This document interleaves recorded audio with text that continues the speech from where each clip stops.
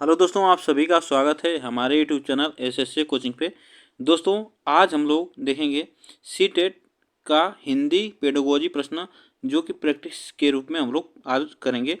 तो आप लोग इस प्रश्न से बहुत कुछ सीखेंगे और जो आने वाला एग्ज़ाम है जनवरी में, तो उससे आपको बेनिफिट उस एग्ज़ाम के लिए इस वीडियो से ज़रूर बेनिफिट मिलने वाली है।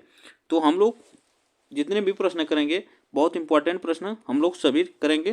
तो चलिए स्टार्ट करते हैं। इसमें हम लोग का हिंदी पेडागोजी के प्रश्न है इसमें। तो चलिए देखते हैं। आज का पहला प्रश्न है, उस युक्ति का चयन कीजिए जो नीचे दिए गए उदाहरण से मेल खाती है। इसमें दिया है, मैं भाषा पर ध्यान केंद्रित रखती हूँ, मैं इस बात का पूरा ध्यान रखती हूँ कि यह सही हो। ठीक ना।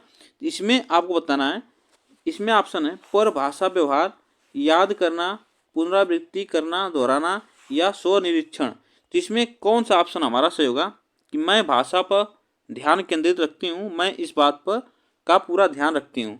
तो इसमें क्या कर रही है वो, तो जो इसमें मेल खा रहा है उसको आपको बताना है। इसमें जो क्या है कि जो भी इसमें भाषा का जो भी व्यक्ति होगा, तो उसमें क्या करेगी, अपने भाषा को वह निरीक्षण करता है, स्व निरीक्षण करता है कि इसमें हम क्या बोल रहे हैं, अपनी बात को कैसे रख रहे हैं, तो वह अपनी बातों को कैसे व्यक्त करता है। तो वह अपनी भाषा को क्या करता है, स्व निरीक्षण करता है। तो यह इसमें जो ऑप्शन हमारा सही होगा, इसमें स्व निरीक्षण ऑप्शन सही होगा। ठीक ना। चलिए आगे चलते हैं। ऐसे जब भी प्रश्न आए जिसमें देखिए स्व निरीक्षण मतलब वह व्यक्ति अपने भाषा को, अपने बात को स्वनिरीक्षण कर रहा है। ठीक, आगे चलते हैं। कक्षा 2 के विद्यार्थी एक कविता गा रहे हैं। यह मेरी नाक है, ये मेरे कान है। यह कविता गाते समय वे शरीर के किस अंग का नाम लेते हैं, उस अंग को स्पर्श भी करते हैं। अध्यापिका किस विधि का प्रयोग कर उन्हें सिखा रही है। तो इसमें आपको बताना है, देखिए जो विद्यार्थी हैं, जो छात्र हैं, वह एक कविता गा रहे हैं कि वह मेरी कान है और यह मेरे कान है। तो इसमें क्या है कि वह जो अंग का नाम ले रहे हैं और उस अंग को भी टच कर रहे हैं, छू रहे हैं। तो वह अध्यापिका किस विधि से यह सिखा रही है बच्चों को। विभिन्न दर्शनग्राही, श्रव्य भाषी और संप्रेषणात्मक भाषा और समग्र भौतिक प्रतिक्रिया। इसमें कौन सा ऑप्शन हमारा सही होगा, कौन सा इसमें सबसे अच्छा हमारा आंसर होगा। तो इसमें आपको बताना है। तो देखिए जो इसमें अध्यापिका जो सिखा रही है, तो इसमें जो समग्र भौतिकी प्रतिक्रिया है, ठीक ना, उसमें जो अंग है शरीर के, उसको टच करना, उसको सिखाना, वह शारीरिक गति के समन्वय के अंतर्गत आता है। वह अपने अंग को प्रदर्शित कर रहे हैं कि बच्चे यह है कान है, यह नाक है। ठीक ना। तो यह समग्र भौतिकी, भौतिक मतलब जो अपने अंग को दिखा रहे हैं, बता रहे हैं। तो इसमें जो समग्र भौतिकी प्रक्रिया है हो रही है, यह अध्यापिका यह इस विधि का प्रयोग कर रही है। ठीक ना। इसमें जो ऑप्शन हमारा सही होगा, यह फोर्थ ऑप्शन सही होगा। चलिए आगे चलते हैं। विद्यार्थी पिछली इकाई से शब्द लेकर 5 प्रश्नों के उत्तर समूह में देने का काम कर रहे हैं। वे अपने सवालों को दूसरे समूह के साथ अदला बदली करते हैं और सवालों के उत्तर देने की कोशिश करते हैं। यह किसका उदाहरण है। तो देखिए इस प्रश्न में क्या कहा गया है कि जो विद्यार्थी हैं पिछली इकाई से शब्द लेकर 5 प्रश्नों के उत्तर समूह में देने का काम करते हैं और वह सवालों के क्या करते हैं, अदला बदली करते हैं। तो इसमें आपको बताना है कौन सा ऑप्शन सही होगा। सहपाठी आकलन, स्व आकलन, पृष्ठ पोषण, फीडबैक या पठन आकलन। तो इसमें कौन सा ऑप्शन हमारा सही होगा, सबसे अच्छा जो इसमें ऑप्शन कौन सा होगा हमारा, यह आपको बताना है। ठीक ना। तो देखिए इसमें क्या है, वे अपने सवालों को एक दूसरे के साथ क्या करें, अदला बदली कर रहे हैं।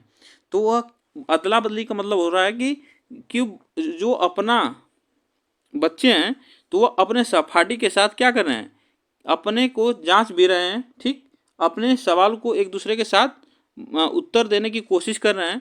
तो इसमें क्या होता है कि इसमें जो आएगा हमारा ऑप्शन कौन सा सही होगा, तो यह सहपाठी आकलन होगा, मतलब एक दूसरे की जांच कर रहे हैं। जो ऑप्शन इसमें हमारा फर्स्ट सही होगा, सहपाठी आकलन, इसमें हमारा बेस्ट ऑप्शन सही है। चलिए आगे चलते हैं। क्वेश्चन नंबर देखिए, ये मुझे यह काम बहुत ही पसंद है। जब अध्यापिका मुझे एक कार्ड देती है जिस पर कोई शब्द या वाक्य लिखा है, मैं उस संबंधित अभिनय करती हूँ और समुचित कक्षा उस शब्द वाक्य के बारे में अनुमान लगाती है। तो शिक्षार्थी की प्राथमिकताओं के साथ शिक्षार्थी की टिप्पणी की पहचान कीजिए। तो देखिए, यह इसमें जो जो छात्र या छात्राएं हैं, जो वह क्या करती है कि अध्यापिका एक कार्ड देती है और उस कार्ड पे कुछ लिखा रहता है, जो शब्द लिखा रहता है, तो वह जो छात्र छात्राएं हैं तो वो क्या करते हैं कि उससे उस शब्द से मतलब रिलेटेड अभिनय करते हैं अपना। तो उसमें जो छात्र और जो शिक्षार्थी होते हैं वह क्या करते हैं, उसको अपने अनुमान लगाते हैं कि यह क्या लिखा है, उसके बारे में बताते हैं। तो इसको आपको बताना है कि इसमें कौन सा ऑप्शन हमारा सबसे अच्छा होगा। इस यह कर रहा है हमारा क्वेश्चन, तो इसमें आपको बताना है कौन सा ऑप्शन हमारा सही होगा। देखिए, जब मैं गतिबोधक तरीके संलग्न रहती हूँ तो मुझे भाषा अच्छी तरह से याद रहती है। या और आगे चलते हैं, जब मैं देखती हूँ तो मुझे भाषा अच्छी तरह से याद रहती है। जब मैं सुनती हूँ तो मुझे भाषा अच्छी तरह से याद रहती है। जब मैं कार्ड से वाक्य को याद करती हूँ तो मुझे भाषा अच्छी तरह से याद रहती है। तो इसमें कौन सा अच्छा हमारा सुटेबल आंसर होगा। तो इसमें देखिए, जो इस ऑप्शन हमारा जो सही होगा, इसमें सबसे अच्छा तरीका होगा या जब मैं गतिबोधक तरीके से संलग्न रहती हूँ उसमें तो मुझे भाषा अच्छी तरह से याद रहती है। यही ऑप्शन हमारा इसमें सही होगा, ठीक ना। तो इसमें जो ऑप्शन हमारा सही होगा, फर्स्ट ऑप्शन सही होगा। इसको आप लोग जानते रहिएगा, ऐसे प्रश्न पूछे जाते हैं एग्जाम में। देखिए, इसमें जो क्वेश्चन दिया है, अभिकथन दिया है, विद्यालय में प्रवेश करने वाले सभी बच्चे अपनी आयु अनुसार भाषा के समक्ष प्रयोगकर्ता होते हैं। सही बात है कि विद्यालय में जो प्रवेश करते हैं सभी बच्चे अपनी आयु अनुसार क्या करते हैं, भाषा के समक्ष प्रयोगकर्ता होते हैं। यह बिल्कुल सही है। और कारण इसमें दिया है हमारा, भाषिक और सांस्कृतिक विधियों के कारण वे अपनी योग्यता का प्रदर्शन नहीं कर पाते हैं, ठीक ना। तो वह क्या करते हैं, वह प्रदर्शित नहीं कर पाते हैं।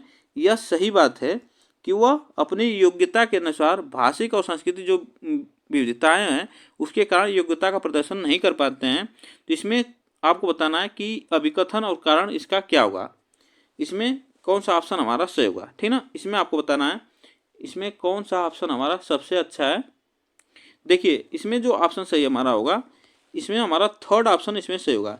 ए और आर दोनों सही हैं, ए और आर दोनों सही हैं अपने अपने जगह पर, परंतु आर ए की सही व्याख्या नहीं करता है। ये सही बात है। यहाँ पे आर क्या कर रहा है कि यह सही व्याख्या नहीं कर रहा है ए की। तो इसमें जो ऑप्शन हमारा सही होगा, यही फर्स्ट ऑप्शन सही होगा। और यह कथन, अभिकथन और कारण दोनों सही है। चलिए आगे चलते हैं। क्वेश्चन देखिए, कक्षा 5 का मंजीत अपने अध्यापक से अलग शैली में बात करता है, अपने मित्रों से कुछ अलग तरह से, और एक 2 वर्षीय बच्चे से कुछ अलग तरह से बात करता है। इसका तात्पर्य यह हुआ कि मंजीत जानता है कि सामाजिक स्थितियों में भाषा का प्रयोग किस तरह से करना है, भाषा के इस गुण को किस रूप में जाना जाता है।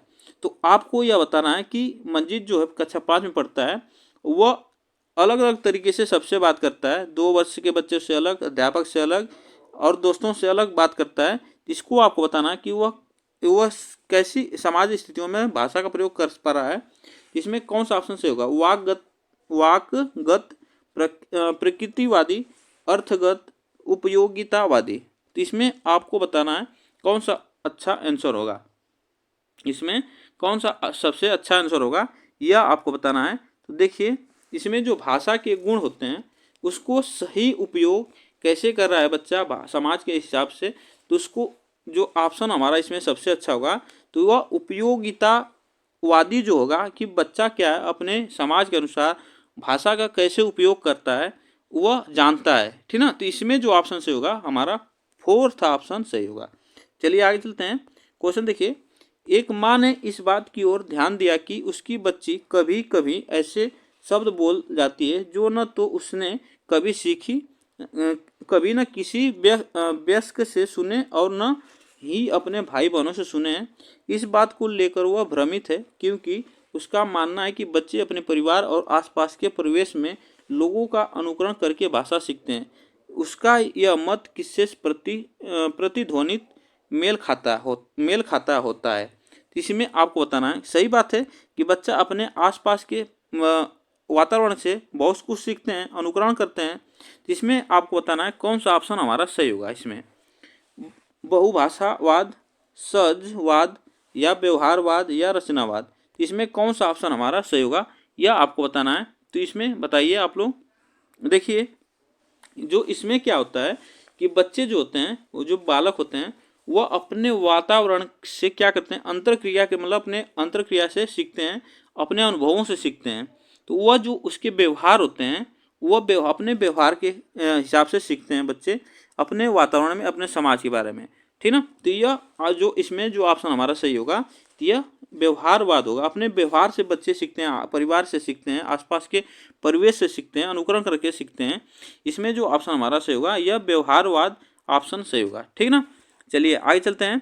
क्वेश्चन देखिए, आगे चलते हैं। क्वेश्चन ये है, कौशलों के उस समूह को क्या कहेंगे जो बच्चे औपचारिक पठन निर्देश शुरू करने से पहले विकसित कर लेते हैं और जो बाद के अकादमिक कौशलों के लिए बुनियादी प्रदान करता है। तो इसमें आपको बताना है कौन सा ऑप्शन सही होगा। जो औपचारिक पठन निर्देश शुरू करने से पहले क्या करते हैं, अपने पहले विकसित कर लेते हैं और जो बाद के अकादमिक कौशलों के लिए बुनियाद प्रदान करते हैं। तो इसमें जो ऑप्शन होगा उद्गामी साक्षरता, उद्गामी पाठ्यचर्या, उद्गामी इमरजेंट या समाधान, उद्गामी गुणधर्म, कौन सा ऑप्शन इसमें हमारा बेस्ट होगा यह आपको बताना है। तो इसमें आपको बताइए कौन सा ऑप्शन हमारा सही होगा। तो इसमें जो बच्चे होते हैं वह कौशल के उस समूह को क्या कहेंगे जो बच्चे औपचारिक पठन निर्देशन से शुरू करने से पहले विकसित कर लेते हैं, इसको आपको बताना है। तो वह कौशल के एक बुनियादी प्रदान को क्या कहेंगे हम लोग, तो उसको कहेंगे उद्गामी साक्षरता। क्या कहेंगे, उद्गामी साक्षरता कहेंगे। इसको भी आप लोग याद रखिएगा। ठीक है। चलिए आगे चलते हैं। क्वेश्चन देखिए, क्वेश्चन नंबर ए हमारा आ गया, एक दादी नानी अपने घर में छोटे बच्चों को पुस्तकों से कहानियां पढ़कर सुनाना पसंद करती है। इस तरह से वे अपने पुस्तकों वे नए विचारों से परिचित करवाती है और बच्चे भी इस प्रक्रिया में सक्रिय रूप से संलग्न रहते हैं। इस तकनीक को किस रूप में जाना जाता है। तो इस तकनीक को किस रूप में जाना जाता है आपको बताना है। सस्वर पठन, मॉडल पठन, साझा पठन, सहभाषिक पठन, इसमें कौन सा ऑप्शन हमारा सही होगा। तो इसमें आपको बताना है कि दादी जो है वह छोटे बच्चों को पुस्तकों से कहानियां पढ़कर सुनाना पसंद करती हैं और वह क्या कहते हैं, पुस्तक वे नए विचारों से परिचित करवाती हैं बच्चों को, जिससे बच्चे भी अब इस प्रक्रिया में सक्रिय रूप से संलग्न मतलब शामिल रहें। तो इस तकनीक को हम क्या कहेंगे, तो आपको बताना है इस तकनीक को हम क्या कहेंगे यह आपको बताना है। तो देखिए इसमें जो ऑप्शन हमारा सही होगा यह फोर्थ ऑप्शन से होगा। समभाषिक पठन जो होता है यह समभाषिक मतलब बच्चे और दादी दोनों लोग हैं और वह समभाषिक मतलब पठन होगा। इसमें जो पढ़ के कहानियाँ सुनाई जाती है, ठीक ना। तो इसमें बच्चा सुन रहा है और अपने सक्रिय रूप से संलग्न उसमें लगा है, मतलब सुनने में लगा है, अपने विचार से परिचित करवा रही है। तो इसको हम क्या कहेंगे, समभाषिक पठन करते हैं। ठीक ना। और सस्वर पठन जो होता है इसको भी आप लोग जान लीजिए। सस्वर पठन जो होता है यह बच्चे मतलब अपने स्वर में तेजी से पढ़ता है, इसको सस्वर पठन करते हैं। ठीक ना। इसमें जो ऑप्शन हमारा सही होगा समभाषिक पठन कहलाता है। इसमें ऑप्शन हमारा जो सही होगा फोर्थ ऑप्शन सही है। चलिए आगे चलते हैं। क्वेश्चन देखिए ये आ गया, पठन सिखाने का वह उपागम जिसमें मूल तत्वों जैसे वर्णों और स्वनिम से शुरू किया जाता है और जिसमें बच्चों को यह सिखाया जाता है कि समग्र रूप से पठन सीखने से पहले स्वनिम शब्दों से मिलाया जाता है, इस उपागम को क्या कहेंगे।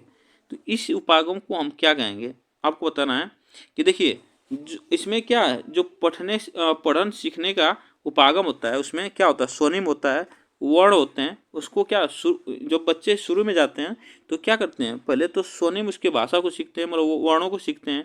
तो यही धीरे धीरे मिलकर क्या होता है एक शब्द बनता है दोनों को मिलाकर।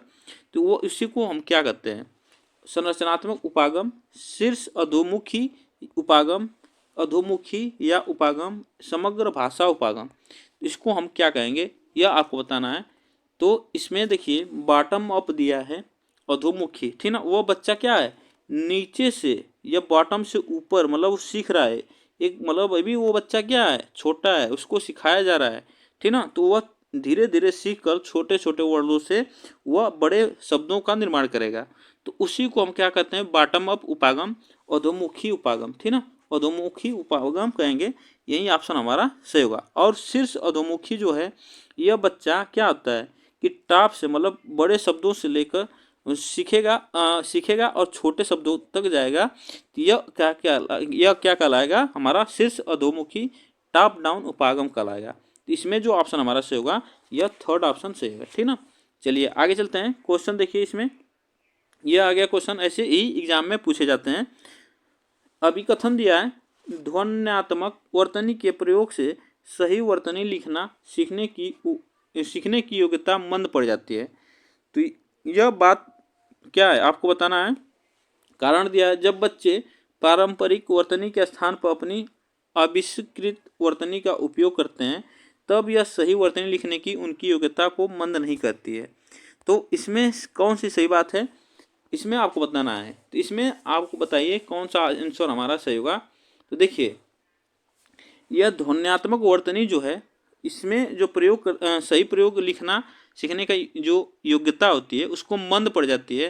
तो ऐसा नहीं होता है, जब बच्चा सुनेगा नहीं तो वो लिखेगा क्या, ठीक ना। जब बच्चा सुनेगा तभी तो उसको अपने वर्तनी में लिखेगा, अपने शब्दों में लिखेगा। तो यह ऑप्शन जो हमारा सही गलत है, अभिकथन हमारा इसमें गलत है। और जो कारण है यह बिल्कुल सही है, ठीक ना। यह कारण जो है इसमें हमारा सही है। जो सही वर्तनी लिखेगा, जो सुनेगा बच्चा तभी तो लिखेगा, और वह मंद नहीं करती है, अपनी योग्यता को मंद नहीं करती है। तो यह कारण जो है सही है। तो इसमें जो ऑप्शन हमारा सही होगा, कौन सा ऑप्शन सही होगा, इसमें हमारा यह फर्स्ट गलत है, आर जो हमारा सही है। तो इसमें जो सही होगा यही फर्स्ट वाला ऑप्शन हमारा सही होगा। ये गलत है परंतु आर सही है, ठीक। चलिए आगे चलते हैं। क्वेश्चन देखिए, नई भाषा सीखते समय बहुत से विद्यार्थी भाषा के अद्वितीय उच्चारण संबंधी नियमों के कारण भाषा बोलते समय प्रायः आत्मविश्वास की कमी का सामना करते हैं। इस समस्या को दूर करने का तरीका क्या है। तो सही बात है कि नई भाषा जो होती है उस समय कोई भी भाषा सीखेगा तो उसमें जो विद्यार्थी होते हैं क्या अद्वितीय वो भाषा होती है, तो उसमें उसको क्या आत्मविश्वास की कमी दिखती है। तो उस समस्या को हम क्या कहेंगे, उस समस्या को हम क्या कहेंगे, यह आपको बताना है। तो इसमें कौन सा ऑप्शन हमारा सही होगा, ठीक। तो इसमें पढ़ते हैं हम लोग ऑप्शन, जब जब उन्हें समस्या आए उनकी गलती में सुधार किया जाए, यह गलत है, ठीक ना। जब जब समस्या आए वो उनकी गलती में सुधार किया जाए, ऐसा गलत है ये ऑप्शन। जब इसमें दिया है बच्चे कक्षा में स्वर वाचन करें, तो यह क्या है, ये भी गलत ऑप्शन है। इसमें समस्या को दूर करने का तरीका क्या होगा, यह आपको बताना है। कक्षा में ऐसे खेलों जैसी गतिविधियों का प्रयोग किया जाए जिसमें मौखिक अंतःक्रिया अधिक हो। यह बिल्कुल बात सही है कि जब कक्षा में ऐसा खेल विधि से गतिविधियों से उसका प्रयोग किया जाए जिससे बच्चा क्या मौखिक अंतःक्रिया करके वह सीखे, ठीक ना। आप लोग इसको भी आप लोग याद रखिएगा। और इसमें फोर्थ ऑप्शन दिया है, काउंसलर के साथ विशेष वाक थेरेपी सत्र आयोजित किया जाए और ड्रिल के माध्यम से, यह ड्रिल का ऑप्शन जहाँ पे आ गया यह गलत हो गया, ठीक ना। तो इसमें जो ऑप्शन हमारा सही होगा यही थर्ड ऑप्शन हमारा सही होगा, ठीक। चलिए आगे चलते हैं। क्वेश्चन देखिए आगे, कक्षा 3 की अध्यापिका अपने शिक्षार्थियों को नई शब्दावली से परिचित करवा रही है। निम्नलिखित में से कौन सा नई शब्दावली सिखाने का प्रभावशाली तरीका है। तो कौन सा नई शब्दावली सिखाने का प्रभावशाली तरीका है यह आपको बताना है। इसमें कौन सा ऑप्शन हमारा सही होगा, इसमें कौन सा ऑप्शन हमारा सही होगा सबसे अच्छा। तो जो कक्षा 3 की अध्यापिका वो शिक्षार्थी को क्या कर रही है, नई शब्दावली सिखा रही है, इसे परिचित करवा रही है। तो यह नई शब्दावली सिखाने का प्रभावशाली सबसे अच्छा तरीका क्या होगा, इसको आपको बताना है। तो इसमें फर्स्ट ऑप्शन दिया है, अध्यापिका सैंपल पर शब्द का अर्थ लिखे और शिक्षार्थियों को उसे याद बच्चों को कभी नहीं कराना है, उसको रटन से दूर रखना है। अध्यापिका शब्दों के विलोम शब्द बताएं और बच्चों की भाषा में उन शब्दों के अर्थ बताएं, ये भी नहीं होगा, ठीक। अध्यापिका बच्चों के शब्दों की ठोस परिभाषा बताए, तो ये भी ऑप्शन हमारा क्या होगा, परिभाषा की जहाँ भी बात आए सीटेट एग्जाम में वहाँ पे कट हो जाएगा। अध्यापिका स्थिति विशेष के अनुसार उस शब्द का अर्थ समझाने की कोशिश करेगी। यही बात सही है कि जब भी अगर शब्द नए शब्द हैं तो वह टीचर को क्या करना है कि वहाँ पे नए शब्दों की अर्थ समझाना है, समझाने की उसकी कोशिश करना है, उसके बारे में बताना है शब्द के बारे में। तो यही ऑप्शन हमारा सही होगा, जिससे नए शब्दों का परिचय कराना है बच्चों के साथ। इसमें जो ऑप्शन हमारा सही होगा, फोर्थ ऑप्शन सही होगा। चलिए आगे चलते हैं। यह देखिए क्वेश्चन, आज का लास्ट क्वेश्चन है, भाषा सीखना किससे संबंधित है? कौशल से, अर्जन से, प्रक्रिया से, उत्पाद से। तो भाषा सीखना किससे संबंधित है यह आपको बताना है। इसमें कौन सा ऑप्शन हमारा सही होगा? इसमें कौन सा ऑप्शन हमारा सही होगा, आप लोग बताइए। तो देखिए भाषा जो सीखना है, आप लोग पढ़े हैं कि भाषा के कौशल, तो भाषा के कौशल कितने हैं? तो 4 हैं। भाषा के कौशल 4 हैं। तो इसमें जो ऑप्शन सही होगा हमारा कौशल, भाषा सीखना यह कौशल एक प्रकार का। तो इसमें कौन कौन आते हैं?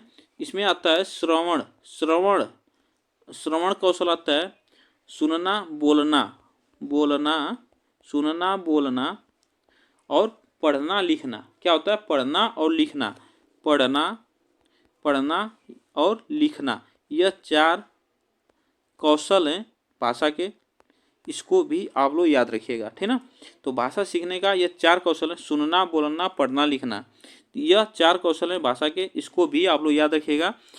और यह आज का लास्ट प्रश्न था। आप लोग को यह वीडियो कैसी लगी कमेंट बॉक्स में जरूर बताइएगा, और वीडियो को ज़्यादा से ज़्यादा शेयर करिएगा। फिर मिलते हैं नेक्स्ट वीडियो के साथ। आज के लिए बस इतना ही।